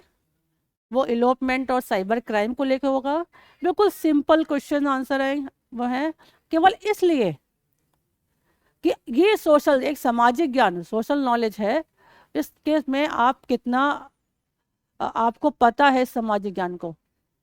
हमने बहुत पढ़ाई कर ली, हम डॉक्टर भी बन जाएंगे, इंजीनियर बन जाएंगे, यूपीएससी भी क्रैक कर लेंगे, सब कुछ कर लेंगे, लेकिन जब तक सामाजिक ज्ञान नहीं होगा, सोशल नॉलेज नहीं होगी, और उस फील्ड में अगर हम असफल होते हैं, तो ये मान लीजिए कि हम बतौर इंसान अभी भी हमें बहुत सीखने की ज़रूरत है। तो ये क्वेश्चन आयर आपको केवल इसी बात के लिए दिया जा रहा है कि आप इसको करें। इलोपमेंट और साइबर क्राइम ये कैसा है, और इसमें हमें क्या क्या चीज़ें हमने सीख ली हैं अभी तक, और बहुत कुछ आपको आती हैं, तो इसको करेंगे। और इसमें से ये लिंक के माध्यम से आपको लिंक अभी मिलेगा। और आई थिंक कितने क्वेश्चन इसमें हैं, 40 क्वेश्चन है, और बहुत इजी है, बहुत इजी है, सब कर लेंगे, मुझे पता है 100% सब करेंगे, और बहुत आता है सबको। केवल इस बात के लिए कि नहीं, हमें इस क्या करना चाहिए, क्या नहीं करना चाहिए, और कैसे हम कहाँ पर कुछ कमी अगर है तो हम चल के आए आपके पास, और हमारे पास आ कर के आप लोग कभी भी बात करें। और एक लास्ट में एक और बात, अभी किसी ने शायद जब पूछा था थाना किसने देखा, तो शायद बहुत लोगों ने बताया था थाना नहीं देखा, है ना, बहुत लोगों ने कहा था, और किसी ने देखा भी होगा। तो कभी अगर आप लोगों का एक कोई प्रोग्राम बनता भी है तो थाना विजिट करा देंगे बच्चों को, कभी भी होगा, थाना विजिट करिए और देखिए, ठीक है। पुलिस लाइन विजिट करिए, देखिए पुलिस कैसे काम करती है। बैठे हैं इंस्पेक्टर साहब, अब चले गए, लगता है आ गया हो कोई मैटर, सुबह 4 बजे उठते हैं, 5 बजे उठते हैं, फिर 10 बजे आके बैठ जाते हैं। तो ये चीज़ जो है वो इस तरह की चीज़ें हैं जिसमें हम लोग डे नाइट काम करना होता है। कभी कभी मेरी बेटी क्लास 6 में पढ़ती है, उसको भी मुझे मुश्किल से लगता है मैं रात का ही आधे घंटा 1 घंटे का समय दे पाती हूँ। उसके बहुत सारे क्वेश्चंस होते हैं, तो वो क्वेश्चंस का मेरा मोटिव यही है कि मैं अपने बच्चे के सारे क्वेश्चंस का आंसर दूं। बहुत सारे क्वेश्चन होते हैं और हर क्वेश्चन का आंसर देना बस की बात नहीं होती है, किसी क्वेरी बहुत ज़्यादा होती हैं, लेकिन मेरा ये रहता है कि मैं उसको सेटिस्फाई करूं, क्योंकि उसको आंसर देने के लिए और उसको सेटिस्फाई करने के लिए बाहर का कोई बंदा हो तो मुझे बता दे पहले से ही, क्योंकि अब वो ज़माना रह गया। क्लास 6 और क्लास 7 क्लास के बच्चे ये सारे मेरे ख्याल से हम लोग बेवकूफ़ थे। मैंने जब ज्वाइन किया था, मुझे फर्स्ट टाइम कीपैड वाला फ़ोन मेरे घर वालों ने दिया था। जब मैं PCSC 2005 में मैंने जब ज्वाइन किया मेरठ में आकर के, तो घर वालों ने खरीद करके 1 हफ्ते पहले फ़ोन दिया कि ये लीजिए फ़ोन, और इसमें से तो यार दबा के आना ज़्यादातर फ़ोन नंबर कैसे फीड करते हैं, नंबर कैसे सेव करते हैं, नहीं पता था। UPSC का मैंने अपना इंटरव्यू जब दिया जाकर के 2008 में, तो उस वक्त वो फ़ोन को चलाने के लिए था कि हम बता दें कि दिल्ली पहुंच गए, कमीशन में पहुंच गए हैं, उसके लिए भी पैसा लगता था, क्योंकि तब पेड था सारा। लेकिन आज की डेट में पेड नहीं, फ्री है। फ्री होने के कारण से हम उसकी वैल्यू समझते नहीं, उसका मिसयूज़ हो रहा है, और हम लोग समझते थे वैल्यू कि इतना डेटा मेरा खर्च हो गया, इसलिए हम लोग बहुत ज़रूरत के हिसाब से यूज़ करते थे। तो कृपया करके जो चीज़ें आपके पास हैं उसके यूज़, प्रॉज एंड कॉन्स को समझिए और अपने लाइफ के साथ खिलवाड़ मत करिए।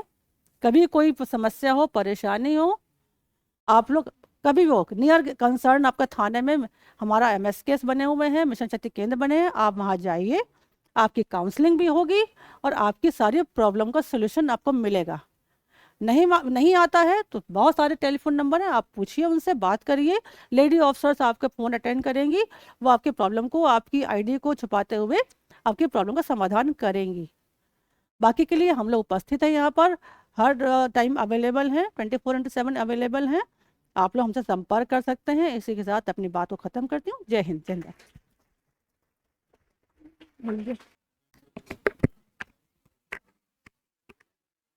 थैंक यू मैम, आपने अपना प्रीशियस टाइम दिया हमारे बच्चों को समझाने के लिए। मैं एक सही स्टोरी आपसे शेयर करना चाहूँगा। आज से करीब 3 महीने 6 महीने पहले की बात है। हमारी एक स्टूडेंट थी, नाम बताना ठीक नहीं है, रात में 12 बजे फ्रीक्वेंटली मेरे पास उसका कॉल आ रहा और मैं बाई चांस जगा हुआ था, मैं उठा नहीं रहा था। मैं कहा 12 बजे रात में कोई लड़की कॉल कर रही है 11th क्लास की। सही स्टोरी बता रहा हूँ। 4-5 बार लगातार कॉल आया तो मैंने उठाया, तो बोल रही कि सर मेरा बॉयफ्रेंड है और मुझे बोल रहा है कि तुम यहाँ पे आओ नहीं तो मैं तुम्हें जान से मार दूंगा। मैं कहा तुम्हारा भाई, तुम्हारे भाई को कॉल करो, मुझे क्यों कॉल करो? सर मैं भाई को ये बात कैसे बता सकती हूँ? मैंने कहा तुम ये काम करो, मैं तुम्हें पुलिस हेल्पलाइन नंबर दे रहा हूँ, तुम उसे बोलो कि मैं जा रही हूँ पुलिस को कॉल। वो पुलिस को कॉल करने से डर रही थी।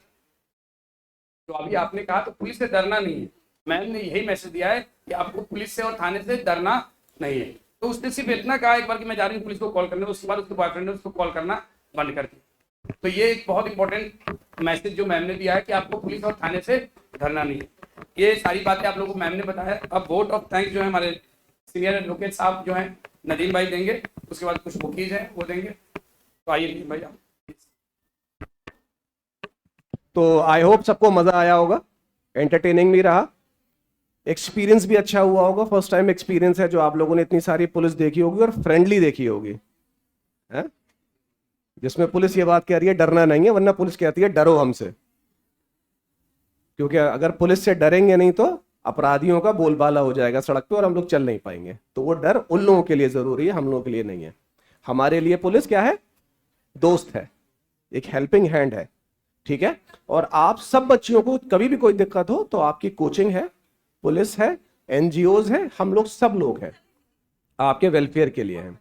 अब क्योंकि जब एक प्रोग्राम होता है तो उसमें बहुत सारे लोग, बहुत सारे चैनल काम करते हैं, सोसाइटी काम करते हैं। मैम वोट ऑफ थैंक्स आपका है और आपका बुके है, एक बुके है आपका अभी। अच्छा आप वीसी कर लिए, फिर नहीं आ रहे, आप जा रही हैं, बुके तो ले लीजिए मैम यहां पे आके जल्दी से 2 मिनट के लिए।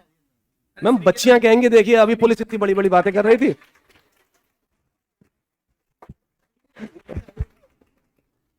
आइए, ममता कुरील मैम है, एसपी क्राइम है, अलीगढ़ में क्राइम का पूरा जो है वो ये देखती हैं। Please round of applause please.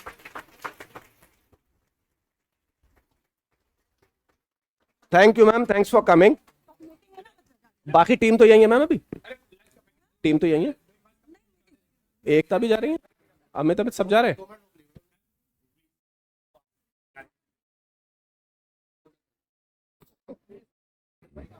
ये पार्ट ऑफ अ जॉब है पुलिस की कि आप लोग एसओएस बेसिस पे काम करते हैं।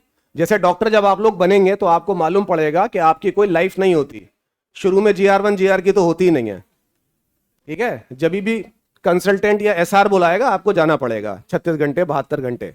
और एसओएस का मतलब समझते हैं आप लोग, जब भी जरूरत हो, एज एंड व्हेन रिक्वायर्ड, जब भी कोई क्राइम होगा, कोई ऑपरेशन होगा तो डॉक्टर्स को बुलाया जाएगा, क्राइम होगा तो पुलिस को बुलाया जाएगा। It's a part of a job.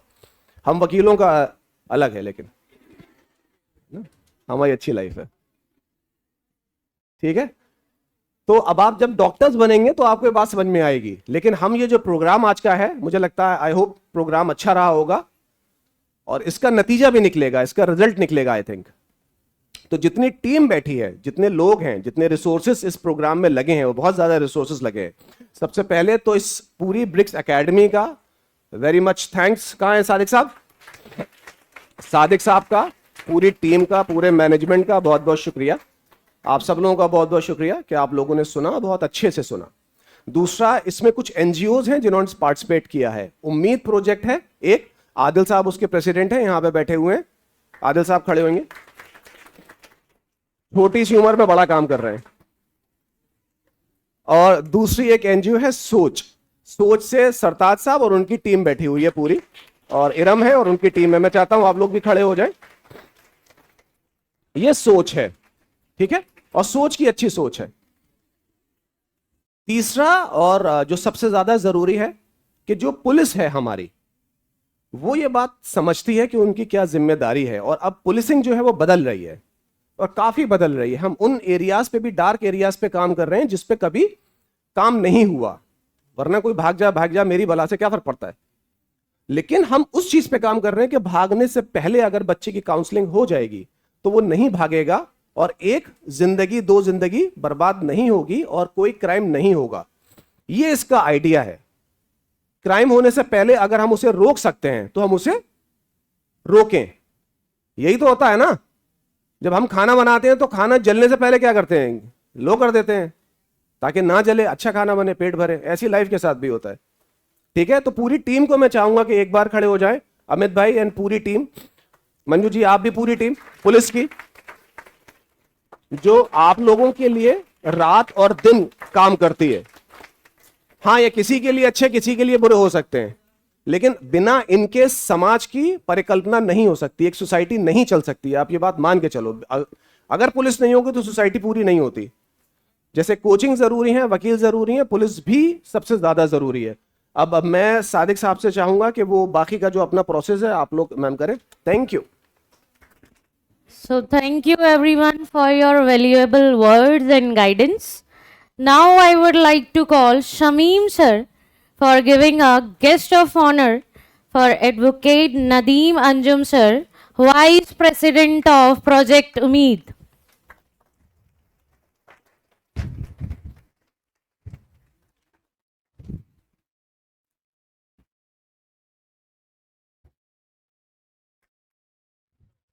Please give a big round of applause.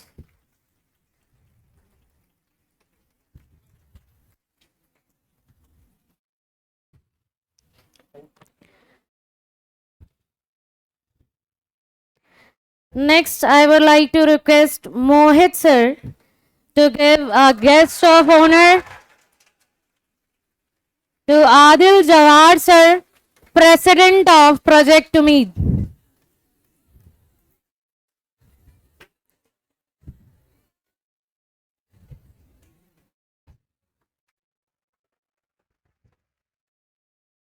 Junaid sir की जगह मेरा नाम बोल दीजिएगा। Okay, okay, okay. जी जी जी जी। Next, okay.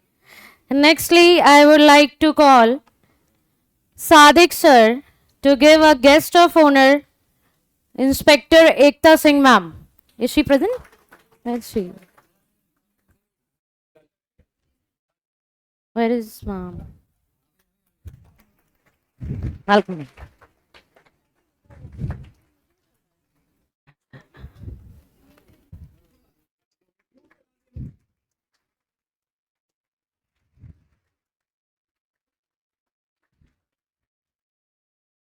Arun sir, Faisal sir, किसका नाम ले? अरुण सर का।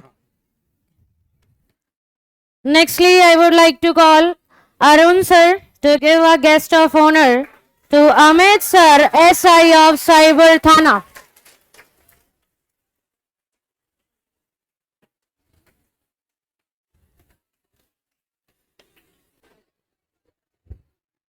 Now give a big round of applause, please.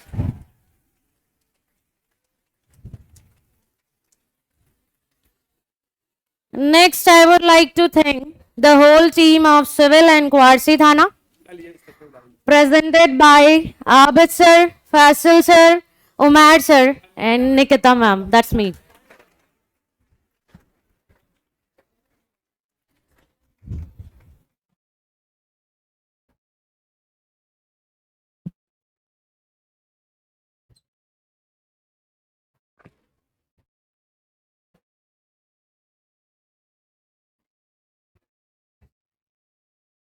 Yeah.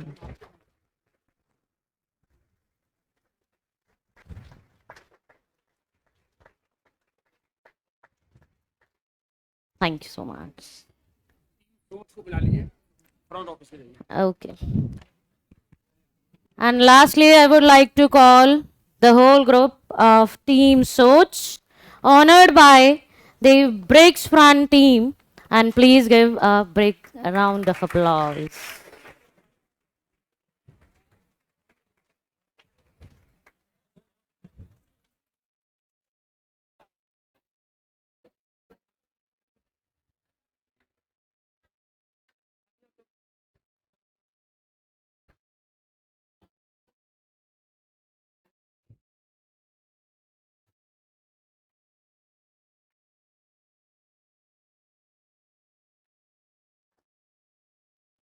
Thank you, thank you, thank you.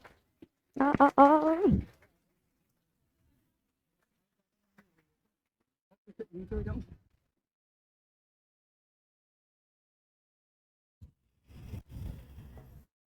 Yes, sir. Okay, okay.